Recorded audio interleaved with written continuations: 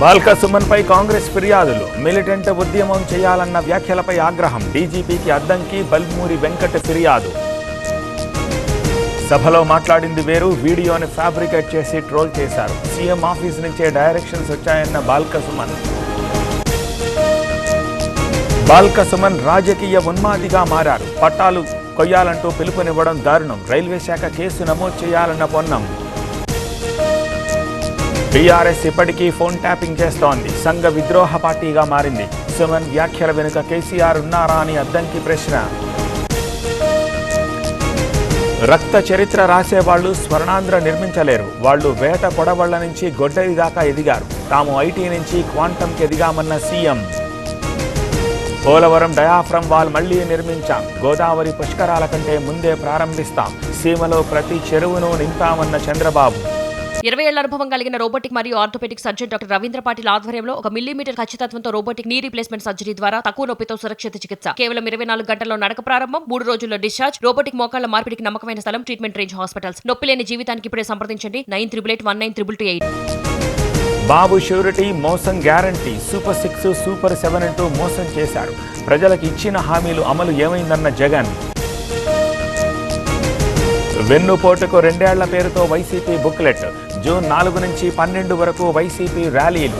మోసాలను ప్రజలకు వివరిస్తామన్న జగన్. వచ్చే ఎన్నికల్లో 33% సీట్లు మహిళలకు ఇవ్వాలి. టీడీపీ నాయకత్వం నిర్ణయం తీసుకోవాలి. మహానాడులో లోకేష్ ప్రతిపాదన. 150 రోజుల్లో డిఎస్సి నిర్వహించి ఆఫర్ లెటర్లు ఇచ్చాం. అడ్డుకోవాలని వైసీపీ ప్రయత్నించింది. ఇప్పుడు కొత్త డ్రామాలు మొదలెట్టిందన్న లోకేష్. టీడీపీది మహానాడు కాదు, దగానాడు. 2 ఏళ్ల పాలనపై ప్రజల్లోకి వెళ్లాలి. మహిళా రిజర్వేషన్లు ఏమయ్యాయన్న రోజా. గోదావరి పుష్కరాల వేళ కీలక నిర్ణయం. నదుల కాలుష్య నియంత్రణకు చర్యలు. పవన్ కళ్యాణ్ ఆదేశాలతో టాస్క్ ఫోర్స్ ఏర్పాటు. కస్టడీకి బండి భగీరథ్. మేడ్చల్ ప్రభుత్వాసుపత్రిలో వైద్య పరీక్షలు. ఆ తర్వాత పేట్ బషీరాబాద్కు తరలింపు. ఆర్టీసీ కార్యాలయాల్లో ఏసీబీ దాడులు. మేడ్చల్, నాగోల్ ఆఫీసుల్లో సోదాలు. అక్రమ లావాదేవీలపై ఆరా.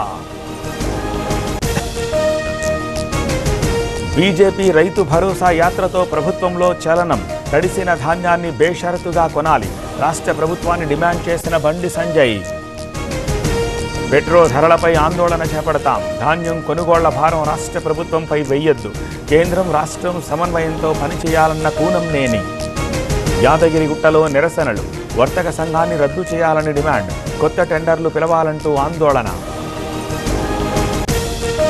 ఢిల్లీలో మందకృష్ణ మాదిగ. జేజీ జస్టిస్ బాలకృష్ణ కమిషన్తో మీట్. దళిత క్రైస్తవులకు ఎస్సీ హోదా కొనసాగించాలని విన్నపం. గవర్నర్ అపాయింట్మెంట్ కోరిన సిద్ధరామయ్య. రేపు రాజీనామా లేఖ ఇచ్చే అవకాశం. ఈ వారం డీకే శివకుమార్ ప్రమాణం చేసే అవకాశం. రాజస్థాన్లో అమిత్ షా ఉన్నత స్థాయి సమావేశం. సరిహద్దుల్లో అక్రమ నిర్మాణాల కూల్చివేతకు ఆదేశం. చొరబాట్లు, డ్రగ్స్కు చెక్ పెట్టాలని సూచన.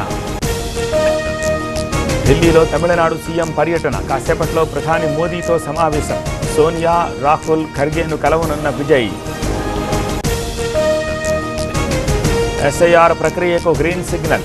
ఆర్టికల్ 324 ప్రకారం ఈసీకి పూర్తి అధికారాలు. ఎన్నికల సంఘాన్ని సమర్థించిన సుప్రీం. గుజరాత్లో భారీగా డ్రగ్స్ స్వాధీనం. ముంద్రా పోర్టు సమీపంలో 115 కిలోల కొకైన్ సీజ్. 1150 కోట్ల విలువ. బెంగళూరులో ఎబోలా కలకలం. ఉగాండా నుంచి వచ్చిన మహిళలకు వైరస్ లక్షణాలు. ఐసోలేషన్కు తరలింపు.